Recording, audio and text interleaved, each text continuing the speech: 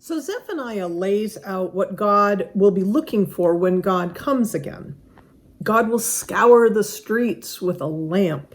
So God is not going to miss or overlook anything. God is looking for people who are not indifferent to God's loving presence. God is looking for people who are not resting complacently on their dregs, like wine that's about to go off. Silver and gold are not going to save them if they're indifferent. Psalm 90 argues that we have only limited time on this earth, and we appear to spend most of it indifferent to what God is asking. I mean, take today's readings together, and you see what the problem is. Humanity does pretty much everything we can to come up with ways to separate ourselves from God. And we do not do it. When we do it, not because we want to go against God, but because we're paying attention to our own comforts, to our own preferences. We like the idea that we're in charge, that we're not dependent on anyone or anything else. We like the idea so much that we're going to tell ourselves, the Lord will not do good, nor will he do harm, as it says in Zephaniah. We will commit iniquities and secret sins. We like our version of reality, and we're blind to what's actually going on. Indeed, we make such a mess of it that in the end, the only thing that's going to save the world is for God to intervene. And that sounds like a good idea until we realize that God's intervention is going to be a wholesale cleanup. There's going to be blood and ashes and flesh and dung. And chances are pretty good that some of that is going to be ours.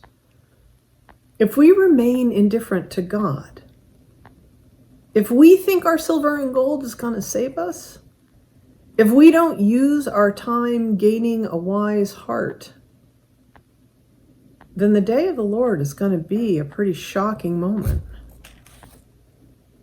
That's why stewardship matters. Yes, of course. I would like to have the lights on and the heat up and my salary paid and all the organizations that outreach supports taken care of. All those things matter, especially outreach's work. But stewardship matters because it forces us to confront our indifference. Deciding what we will pledge is a decision to engage in the world as God asks us to, as God expects us to. Our pledges take us away from the fantasy that it doesn't really matter how we live our lives. Our pledges say that how we live matters to us, matters to people who depend on us, and matters to God. How we spend our silver and gold, how we spend our time matters. Because how we choose to spend these most precious resources allows us to reflect our understanding that being indifferent to God is not an option.